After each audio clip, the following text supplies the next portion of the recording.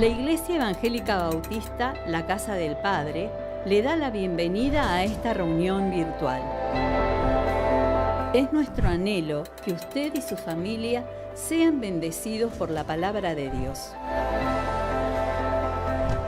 Dispongamos nuestros corazones para disfrutar de este tiempo de comunión unos con otros y sobre todo con nuestro Creador. Estamos para servirle. La Casa del Padre, un lugar para todos.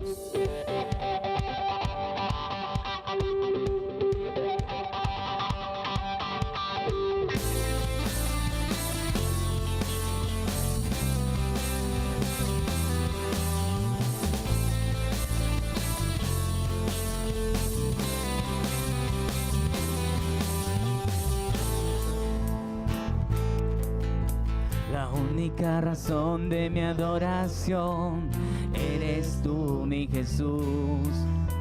El único motivo para vivir eres tú, mi Señor. Mi única verdad está en ti, eres mi luz y mi salvación.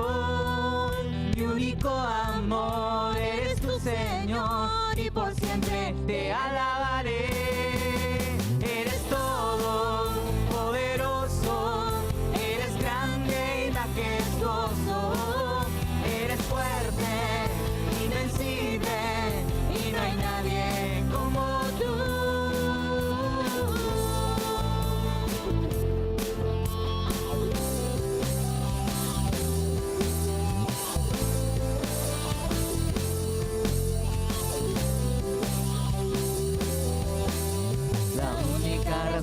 De mi adoración eres tú, mi Jesús.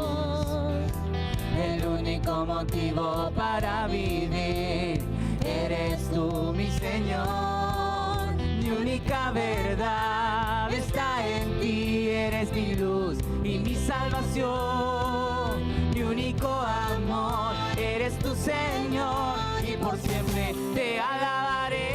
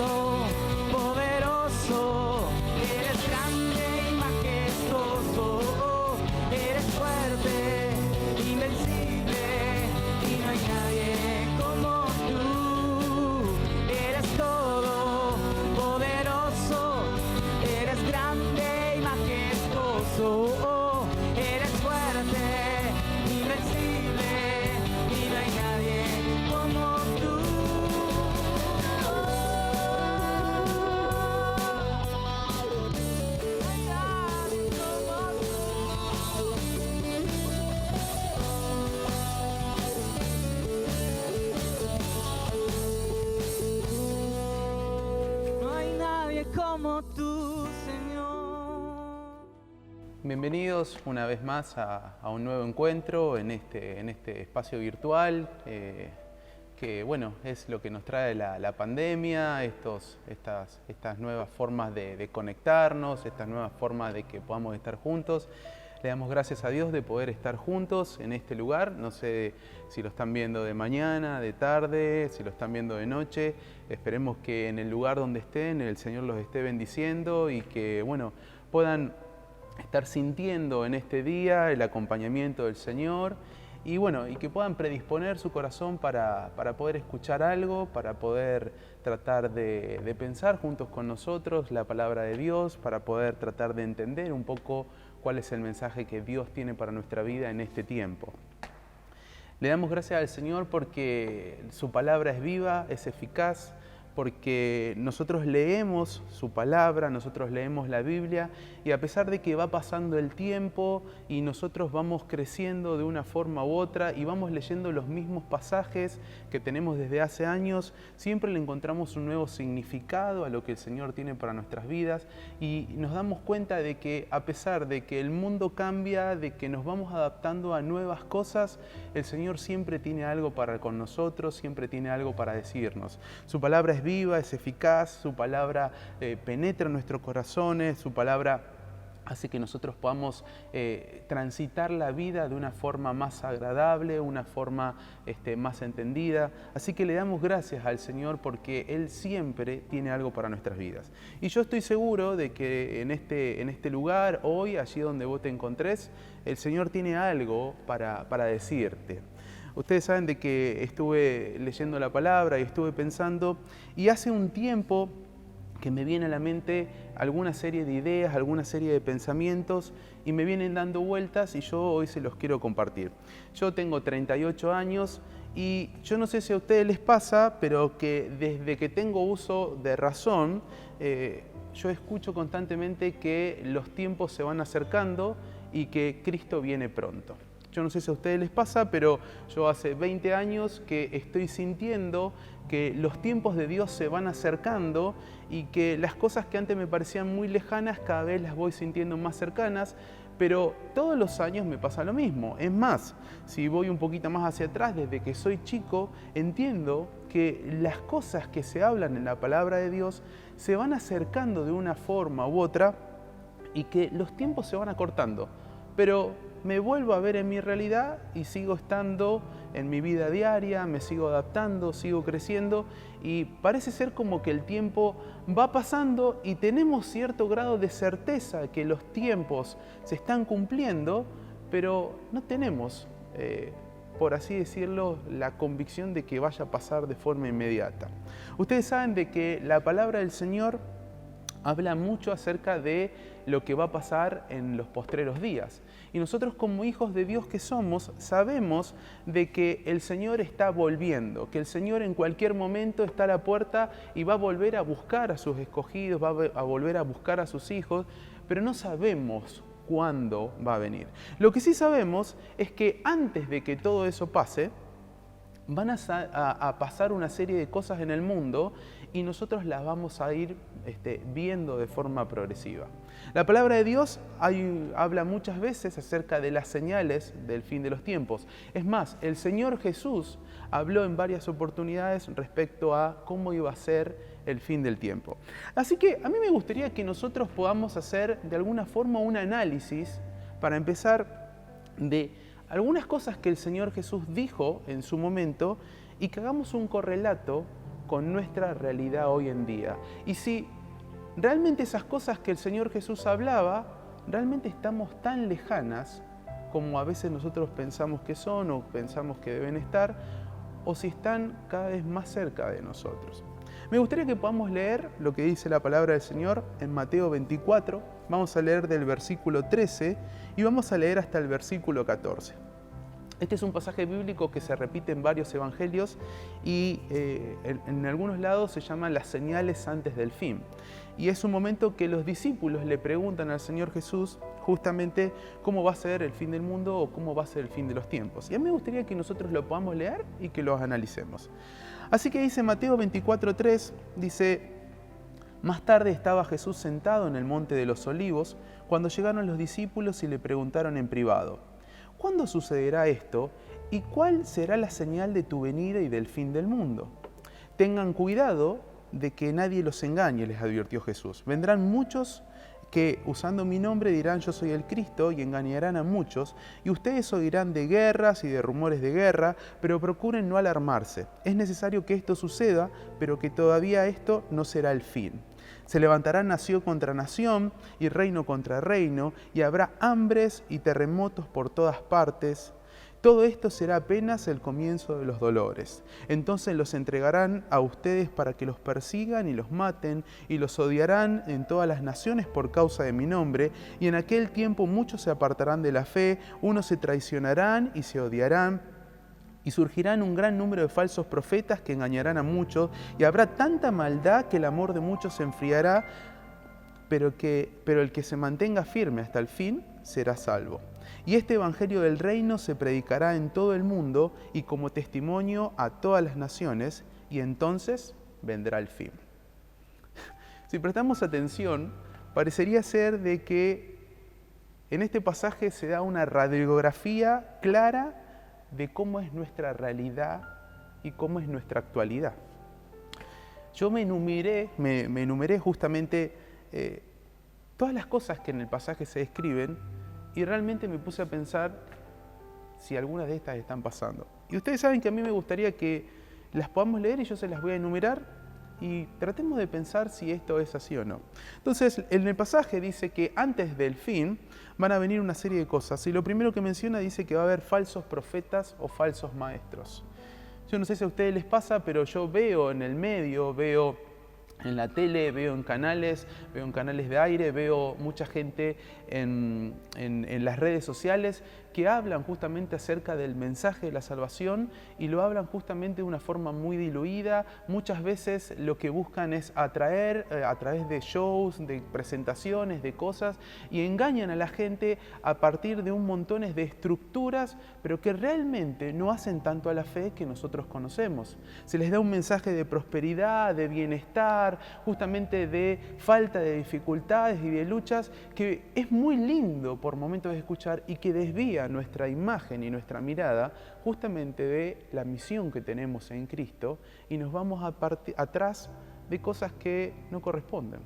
Todos nosotros estamos buscando nuestro bienestar y vemos las cosas que nos hacen bien, e incluso nos predican que nosotros debemos hacer y buscar las cosas que nos hagan bien y que nosotros podamos estar mejores, pero muchos se olvidan justamente de que el Evangelio es sacrificio, que es entrega, que es servicio.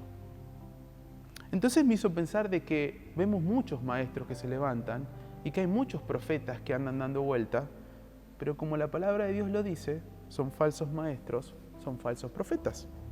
La palabra de Dios habla acerca de guerras antes del fin de los tiempos, y si nosotros prestamos atención y abrimos el diario, vamos a ver de esos rumores de guerra que habla la palabra, y de personas y de naciones que están levantándose políticamente una contra otra. Vemos el conflicto que existe justamente en Medio Oriente con Estados Unidos y el resto de los países que están formando el grupo de los 8.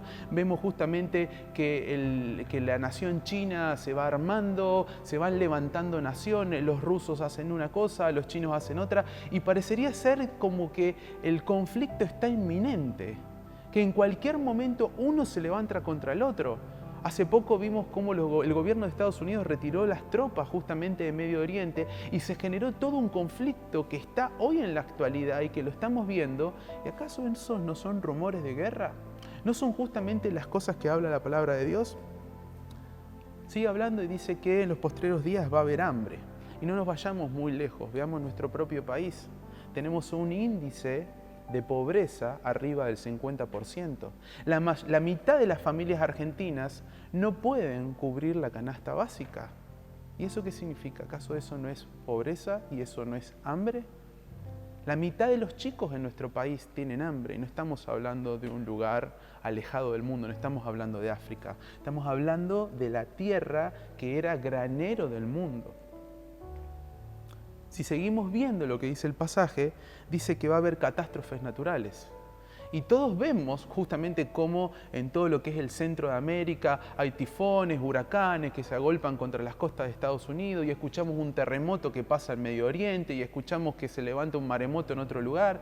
Y todos vemos como las catástrofes naturales, y parece que están lejanas, pero nosotros tenemos la sequía histórica del río Paraná, y donde los ambientalistas, donde los ecologistas están diciendo de que estamos a punto de presenciar una de las mayores catástrofes climáticas de nuestra tierra.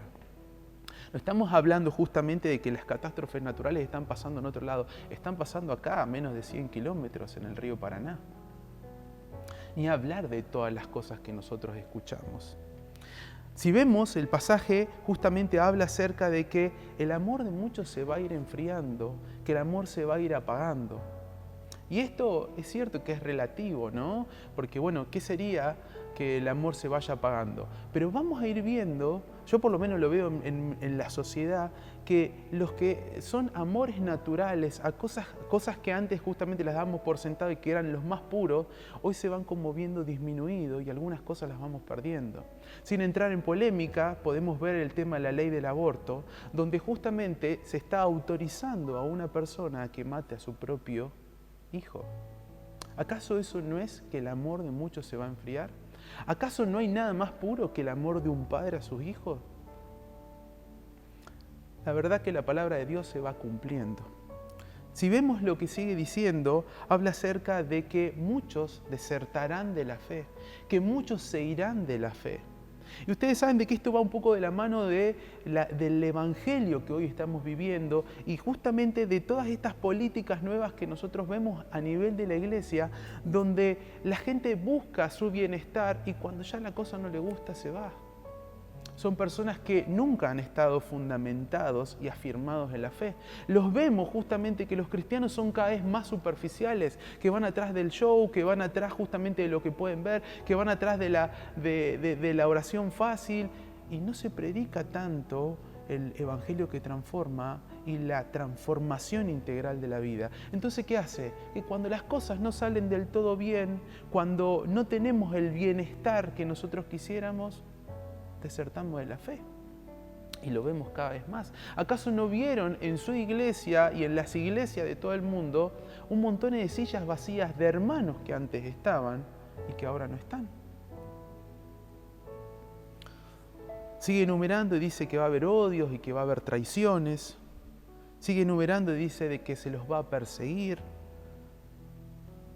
Sigue enumerando y dice de que va a haber persecución sobre la vida de la iglesia. Y va a haber persecución física y va a haber persecución ideológica. Y yo, como nunca antes en este tiempo, he estado viviendo la persecución ideológica sobre la iglesia. Hoy los cristianos estamos arrojados a lugares donde antes ni siquiera los queríamos usar o ocupar, como eran los cargos políticos, justamente porque existe una persecución ideológica sobre la iglesia que es tal que necesitamos voces que se levanten para defendernos. A cada lugar a donde vamos nos tenemos que estar defendiendo lo que creemos, lo que sentimos, lo que pensamos. Tenemos que estar defendiendo justamente nuestra forma de vida, porque a todos esos lugares realmente en donde nosotros manifestamos lo que Dios es para nuestra vida y lo que Dios quiere para la vida de la sociedad, tenemos que estar defendiéndonos constantemente porque somos el enemigo. Si vos opinás otra cosa a lo que se ve hoy en la cultura imperante, tenés que empezar a argumentar y te empiezan a atacar. ¿Acaso eso no es persecución?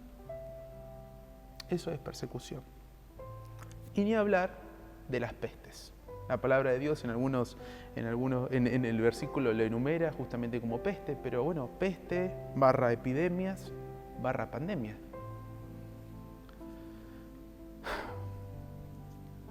Yo al igual que ustedes, esto lo vengo leyendo hace mucho tiempo, ¿no? Y yo hace 20 años que siento que el Señor está cerca. Hace 20 años que siento que todos los días que va pasando, como que hay más confirmación en el mundo de que Cristo está volviendo. Que los tiempos que describe la palabra del Señor están llegando. Pero ¿cuándo va a ser esto? Yo la realidad es que no lo sé. Desde tiempos inmemorables podríamos decir de que entendemos que el Señor está viniendo. Pero ¿cuándo va a ser esto? Y no lo sé.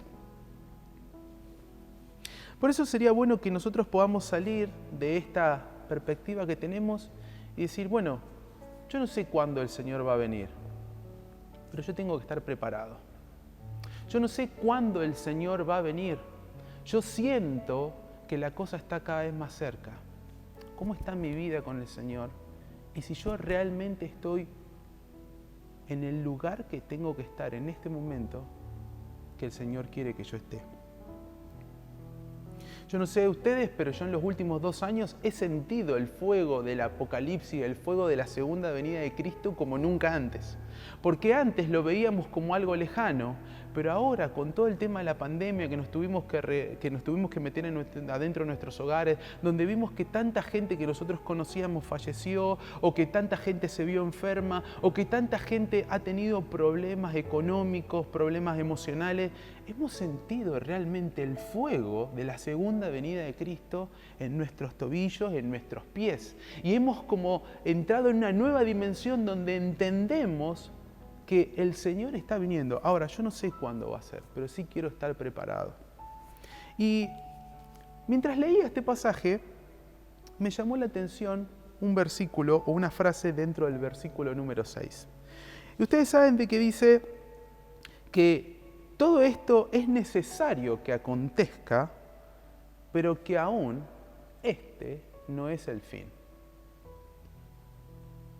Todas estas cosas que yo enumeré, los falsos profetas, la guerra, el hambre, las pestes, las catástrofes naturales, que el amor de muchos se va a apagar, que va a haber odios, traiciones, persecuciones, todo eso es necesario que pase, pero que aún no es el fin. ¿Por qué? Antes de que, como dice la palabra de Dios en el versículo 14, antes que el Evangelio de Cristo se predique a todos los lugares y en todo el mundo, todavía tienen que pasar algunas cosas. ¿Y sabes qué es lo que tiene que pasar? Se tiene que levantar una iglesia que lleve el Evangelio de Cristo a todos los lugares del mundo y que todas las personas de la tierra escuchen acerca del amor de Dios. Entonces, con todas estas cosas y con esto, yo digo, Señor, no sé cuándo vos vas a venir. Yo sé que las cosas están cerca. Yo sé que de alguna forma los tiempos se están cumpliendo. Pero como dice tu palabra, todo esto tiene que acontecer, pero todavía no va a ser el fin. ¿Cuál es mi lugar en la iglesia en estos tiempos que corren? ¿Cuál es mi lugar, Bruno Terranova, en esta iglesia, en estos tiempos de pandemia, en estas épocas del mundo? Y ustedes saben de que para poder resolver esto, por lo menos en mi ser interior, me puse a pensar un poco acerca de qué es lo que está pasando con la iglesia hoy en día. Y ustedes saben de que hoy la iglesia, hoy Bruno Terranova, los pastores y cada uno de ustedes ahí donde están, estamos viviendo un tiempo que nunca antes lo habíamos vivido. ¿Por qué? Porque es un tiempo de luchas, es un tiempo de cambios, es un tiempo de dificultad, es un tiempo de adaptación, es un tiempo de nuevas perspectivas, es un tiempo de nuevos compromisos. Como nunca antes vimos que la iglesia se tiene que adaptar a los tiempos que corren. ¿Por qué? Porque el mundo está cambiando y hoy la necesidad de la gente por todas estas cosas que les estoy contando y que les mencioné han sido totalmente distintas. La iglesia hoy necesita adaptarse al mundo que corre porque los tiempos son difíciles. Porque no es la misma iglesia que tenemos hoy que la que tuvimos nosotros hace 20 años. Las cosas a las cuales yo tengo que adaptarme, las cosas que yo hoy tengo que pensar, son totalmente distintas a las que yo venía manejando. Hace 20 años yo me preocupaba porque defendía si nosotros veníamos del mono o nos había creado el Señor. Entonces yo me enorgullecía porque era creacionista y justamente discutía a capa y espada justamente y debatía la teoría de la evolución y el Big Bang. Y realmente son nimiedades justamente al lado de las cosas que estamos discutiendo hoy. La formación del modelo de Dios para la familia, para la iglesia, el amor hacia los hijos, justamente cuál es el lugar de la iglesia dentro de la sociedad, las cosas a las cuales nos vemos confrontados. Todo lo que vemos hoy en día hace que lo que vivimos antes y las cosas a las cuales nosotros nos teníamos que adaptar sean pequeñeces. Hoy realmente la iglesia está en un tiempo de lucha y de cambio y de dificultad y que se tiene que adaptar justamente a los tiempos que corren. Estamos en una encrucijada donde la iglesia hoy tiene que empezar a cambiar algunas conductas y cambiar su mente y su ser interior para adaptarse al tiempo que se viene. Porque hoy tenemos dificultades y hoy tenemos luchas y hoy tenemos persecuciones, pero van a ser chiquitas al lado de las que vamos a tener en un futuro. Y que el resultado de lo que pase más adelante es cómo nosotros nos adaptemos hoy acá. Nosotros estamos llamados en este tiempo a cambiar nuestra manera de ver las cosas y a formar y a transformarnos en la iglesia que viene. Tu llamado como iglesia hoy, frente a todo esto, es a que te adaptes, a que crezcas y a que des el salto de calidad para poder cumplir con el propósito que Dios tiene con cada uno de nosotros. Nos necesitamos adaptar y necesitamos adaptar nuestro entendimiento y nuestra manera de pensar justamente porque hay un montón de chicos, de adolescentes y de personas que hoy son chicas, que se están formando y que van a tener que hacer frente seguramente a todas las cosas que se vienen. Hoy estás llamado vos a ser una bisagra dentro de la historia de la iglesia. Yo entiendo que mi lugar hoy en la iglesia es ser bisagra y adaptarme a este tiempo para que los que vengan atrás no sufran y no peleen las cosas que nosotros tenemos que pelear hoy y que puedan dedicarse de lleno a cumplir con el mandato de Cristo y a llevar el Evangelio del Señor a cada rincón de la tierra. ¿Saben por qué pienso todo esto? Lo pienso por mis hijos. Porque yo veo a mis hijos y yo quiero que ellos crezcan, yo quiero que ellos se desarrollen, pero yo veo que hay un mundo que cada vez está más enfermo y un mundo que se los va a llevar puestos. Y yo le dije, Señor, ¿y cuál es mi lugar dentro de toda esta historia? ¿Qué tengo que hacer yo en este tiempo que es tan difícil, que es un tiempo que nunca vivimos, un tiempo donde yo siento que todas mis convicciones están siendo puestas a prueba, donde siento justamente que necesito adaptarme? ¿Qué iglesia y qué mundo le voy a dejar a mis hijos? Entonces el Señor me dijo, vos sos bisagra para que tus hijos puedan articularse con los tiempos que vienen. Y todos esos chicos que tenemos en la iglesia, los chicos que tenés en tu casa, yo estoy seguro y tengo la convicción que van a ser los que van a llevar el Evangelio del Señor a todo el mundo. Pero la formación de esos chicos depende de nosotros. La formación de esos chicos depende de cómo nosotros, en este tiempo de luchas, de prueba, de dificultad, nos adaptemos, cambiemos y nos pongamos en el eje de la voluntad de Dios. Es increíble cómo la palabra de Dios tiene historias y argumentos justamente para cada época de nuestras vidas. Vos todo lo que quieras resolver en tu vida, se lo podés preguntar a la palabra del Señor y Él ya te va a dar alguna respuesta. Y si vos buscás, hay ejemplos justamente para cada área de nuestra vida y para cada circunstancia que estamos atravesando. Y mientras pensaba justamente en todo esto y pensaba en la iglesia que les estoy dejando a mis hijos y la herencia espiritual que yo les estoy dejando a mis hijos y a cada uno de los chicos de la iglesia, incluso a mis discipulados más chicos, pensaba, Señor, ¿hay una historia en la Biblia que hable un poco acerca de este tipo de herencia? Y sí, hay una historia. Me acordé de la historia de Elías y de Eliseo. ¿Tá?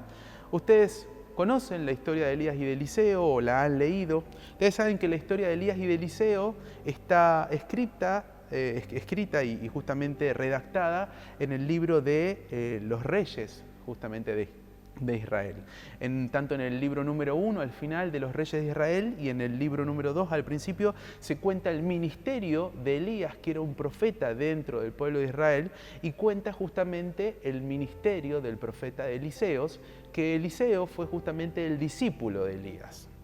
Vamos a ver un poco cómo es la historia justamente de Eliseo, pero déjame que te cuente que para que Elías pueda dejarle una herencia a Eliseo, Elías necesitó estar mucho tiempo en pruebas, en luchas y en dificultades.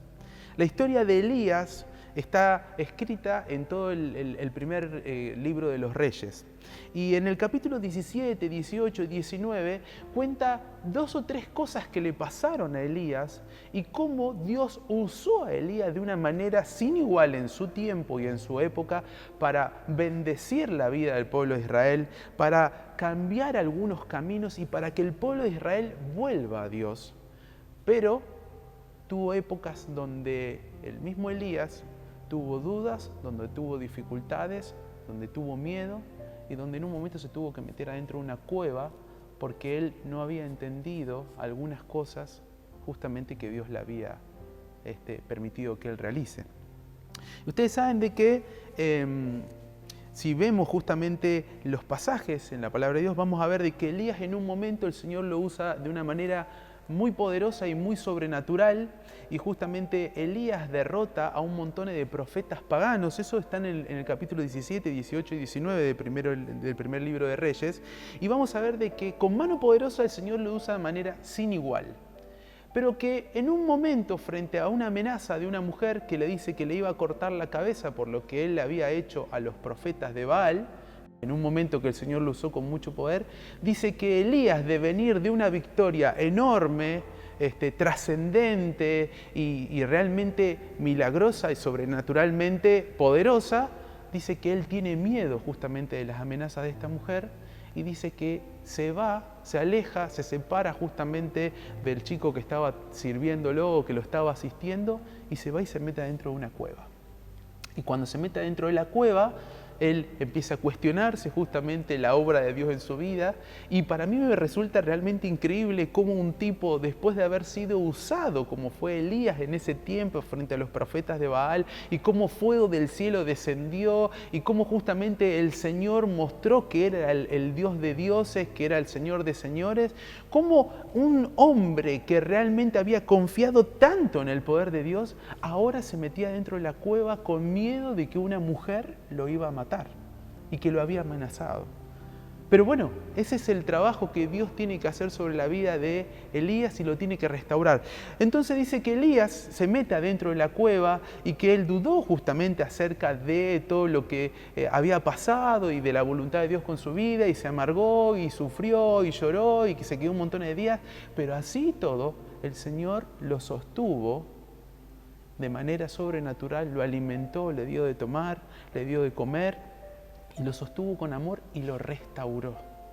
Estuvo días adentro de la cueva, pero él salió siendo otra persona, una persona que sobrepasó justamente y que pudo recuperarse a la prueba, a la lucha, a la dificultad, y pudo volver a estar en el centro de la voluntad de Dios. Porque ¿sabes una cosa? De la misma forma que nosotros caemos y luchamos y tenemos dificultades, la tuvieron los profetas de la antigüedad, la tuvieron aquellos representantes justamente, o los referentes que nosotros tenemos de la palabra de Dios.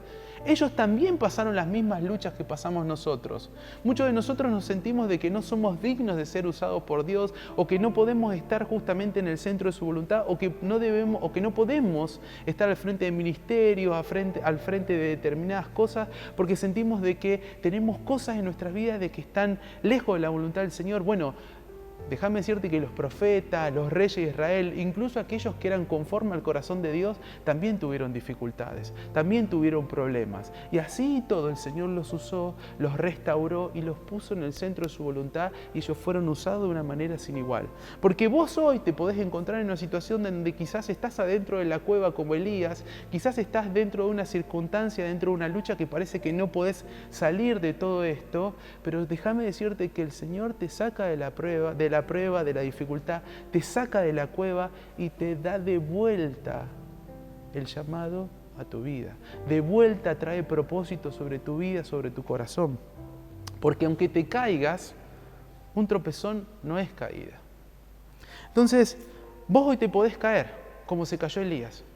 Pero una vez que entró adentro de la cueva, el Señor lo restauró, el Señor le volvió a dar propósito y él salió mucho mejor de como él había estado.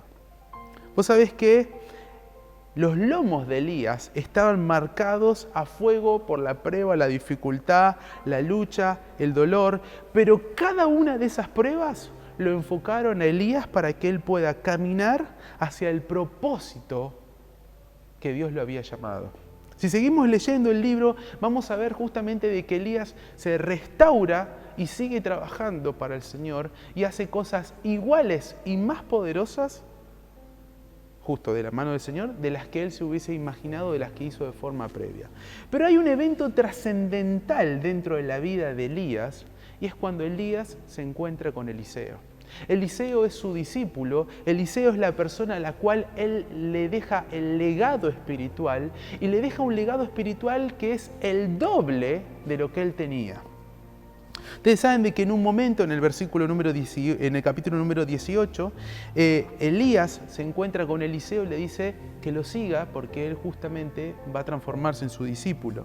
Y de la misma forma que el Señor lo eligió a Elías para que cumpla con un propósito, después lo eligió a Eliseo y Eliseo continuó los pasos de Elías.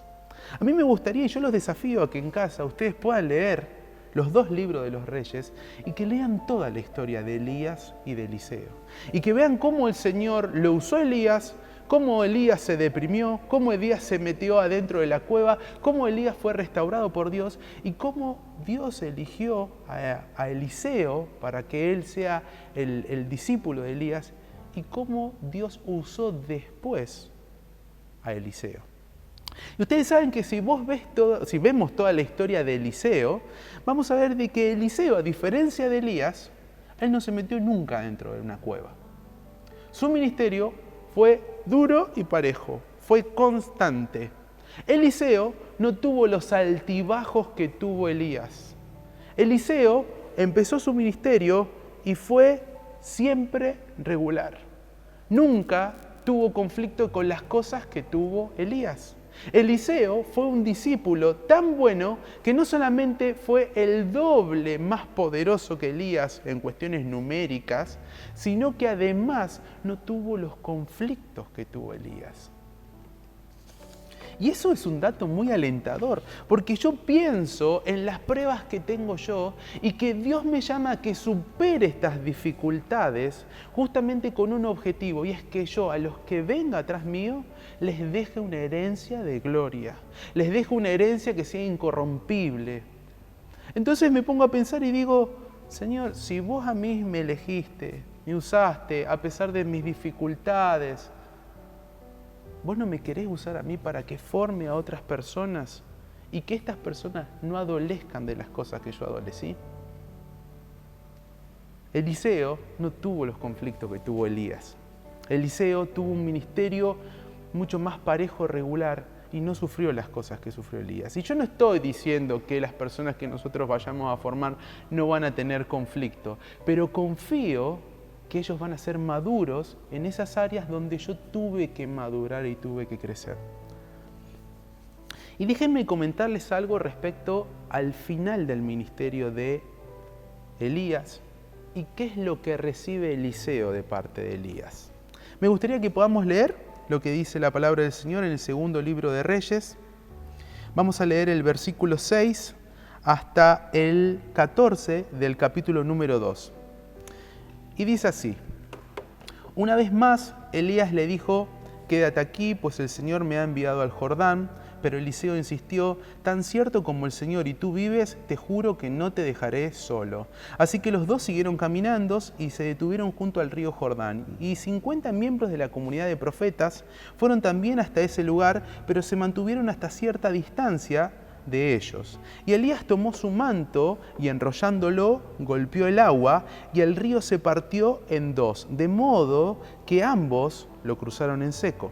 Al cruzar, Elías le preguntó a Eliseo, ¿qué quieres que haga por ti antes que me separe de tu lado? Te pido que yo sea el heredero de tu espíritu y por partida doble, respondió Eliseo. Has pedido algo difícil, le dijo Elías, pero si logras verme cuando me separe de tu lado, te será concedido, de lo contrario, no.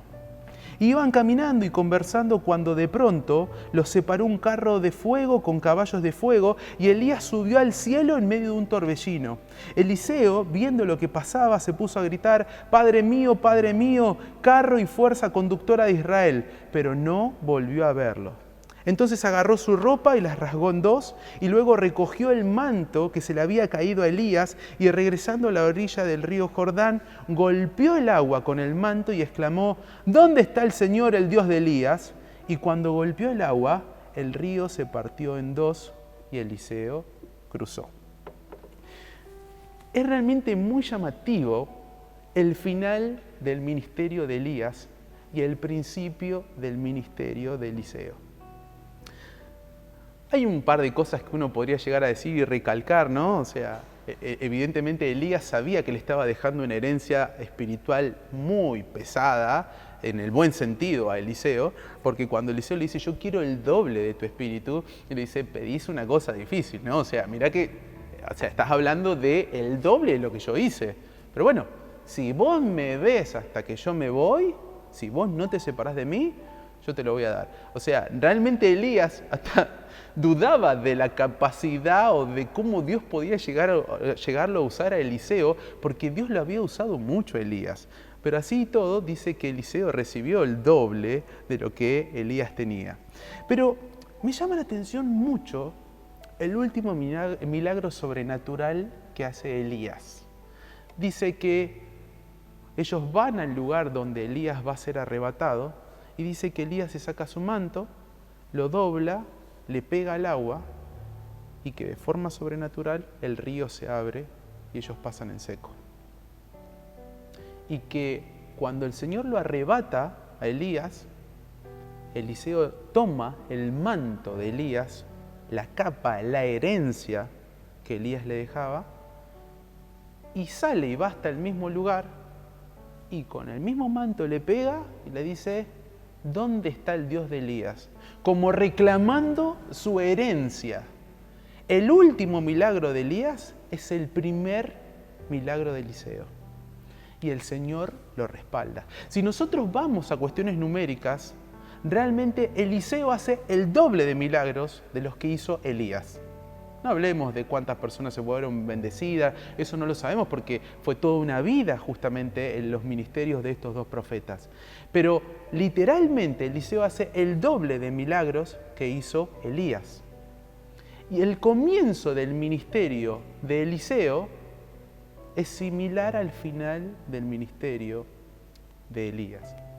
Y a mí me hace pensar que la herencia que nosotros estamos dejando va a empezar donde nosotros lo dejamos. Ellos van a tomar el manto de lo que nosotros le demos y que adquiramos en este tiempo de dificultad, de prueba, de lucha, de bisagra, para poder empezar a construir. Ellos van a empezar en el lugar donde nosotros los dejemos. Ellos van a comenzar en el lugar donde nosotros los dejemos preparados. Y probablemente no sufran nada de las cosas que nosotros sufrimos. Van a tener sus propias luchas, van a tener sus propias dificultades, pero ellos van a empezar donde nosotros los dejemos. Ustedes saben de que este es un tiempo que el Señor nos llama a que nosotros nos esforcemos y que seamos valientes. Un tiempo donde el Señor nos llama a que nosotros dejemos nuestro lugar de comodidad y nos empecemos a comprometer con el Señor. Y que nos empecemos a comprometer con la formación de los que nos van a suceder. Yo quiero que mis hijos, que los chicos de la iglesia, que los chicos que yo estoy discipulando, hagan cosas más importantes de las que yo hice. Que no sufran las mismas dificultades que yo tuve. Pero eso depende de cómo yo trate en este tiempo y deje que el Espíritu Santo actúe sobre mi vida. Hoy tenemos un llamado a que nosotros formemos la iglesia del futuro, la iglesia del fin de los tiempos. Y mi pregunta es: ¿cómo está tu vida hoy? Si hoy vos te vas, o si hoy el Señor llega y te llama a su presencia, ¿qué herencia le estás dejando a tus hijos? ¿Qué herencia le estás dejando a la gente que te vio? ¿Qué herencia le estás dejando a los que estamos al lado tuyo?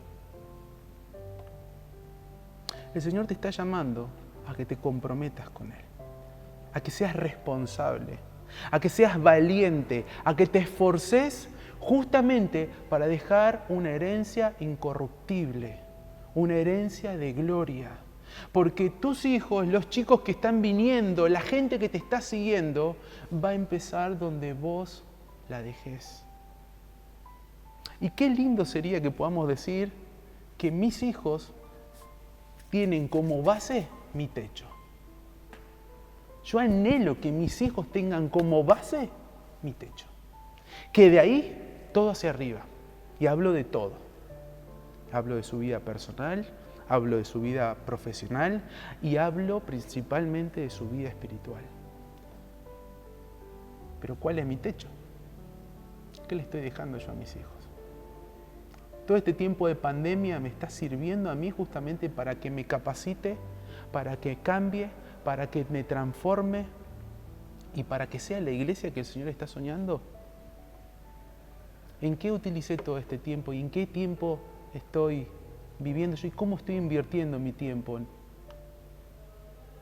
¿Estoy pensando realmente justamente que el Señor tiene algo más por delante para mi vida y para la gente que me rodea? Entonces el desafío hoy es sencillo. Esto no es algo mágico, esto no es algo que vos vas a salir de acá de escuchar esta predicación y que vas a sentir justamente que el Señor transformó tu vida y que las cosas se encaminaron. No, tenés que empezar a tomar determinaciones de cómo vas a vivir tu vida espiritual de acá en adelante para dejar una herencia incorruptible para los que siguen. Porque yo estoy seguro que el Señor está viniendo y siento que está cada vez más cerca. Pero yo no sé si voy a ser la iglesia que va a llevar el Evangelio hasta lo último de la tierra. Pero sí siento que mis hijos sí. Sí siento que los chicos que están ahí en los pasillos, que gritan, que se ríen, que rompen todo, yo siento que ellos sí. ¿Qué iglesia les estoy dejando yo? ¿Cómo les estoy enseñando a vivir el Señor? ¿Cómo les estoy enseñando yo a que se esfuercen, a que sean valientes?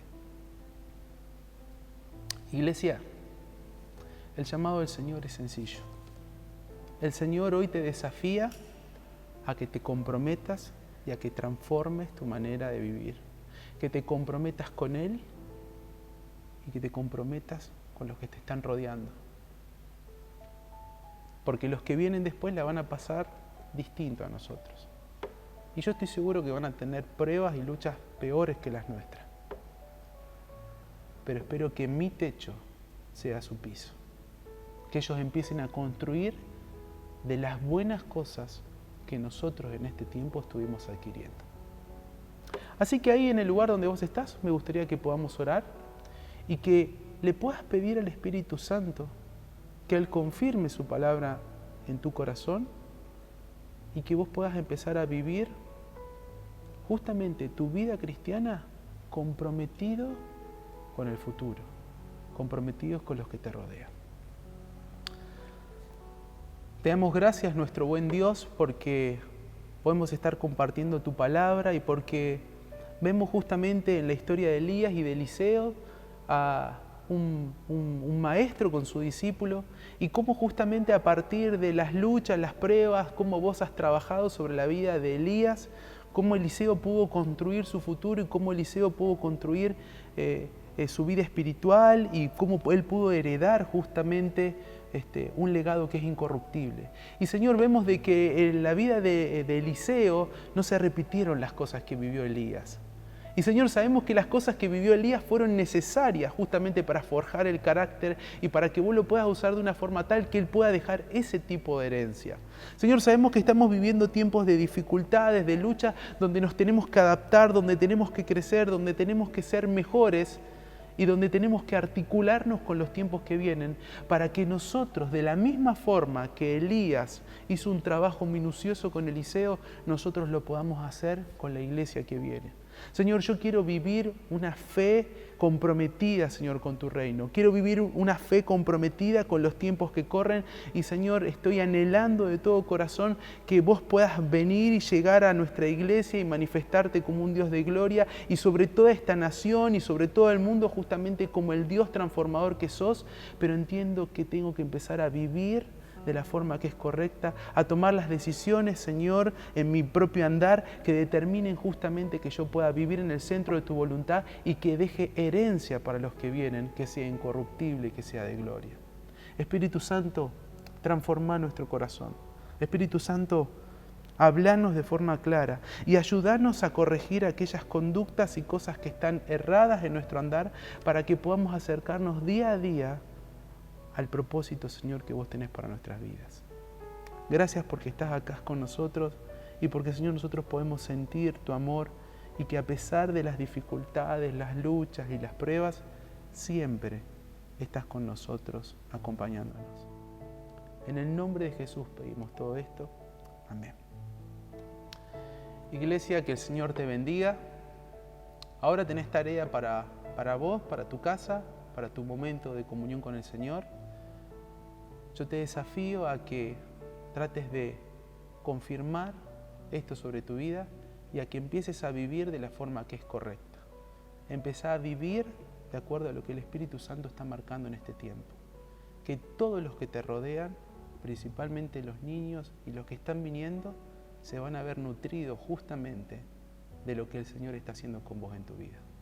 Te bendigo en el nombre de Jesús. Nos encontramos la próxima semana si Dios quiere. Oh, sí, Señor. Que los cielos se abran. Cambia la atmósfera.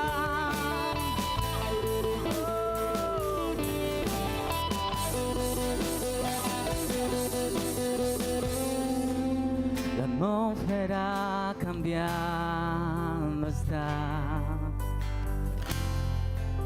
Tu Espíritu está aquí. Es evidente tu mover. Tu Espíritu está aquí. La atmósfera cambiando está. Tu Espíritu está aquí. Oh, es evidente tu mover. Tu Espíritu está aquí. Llena este lugar, derramando tu amor me envuelve. He venido por ti a tus brazos de amor, tu amor me envuelve. Llena este lugar, derramando tu amor me envuelve. He venido por ti a tus brazos de amor, tu amor me envuelve. Llena este lugar, derramando tu amor me envuelve. He venido por ti a tus brazos de amor, tu amor me envuelve.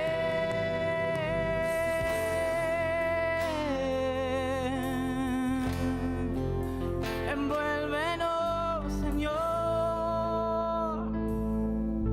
que sea tu gloria. Envuélvenos, envuélvenos. Oh, decláralo, que tu poder, que tu poder descienda hoy, venga tu reino, que se haga aquí tu voluntad como en el cielo.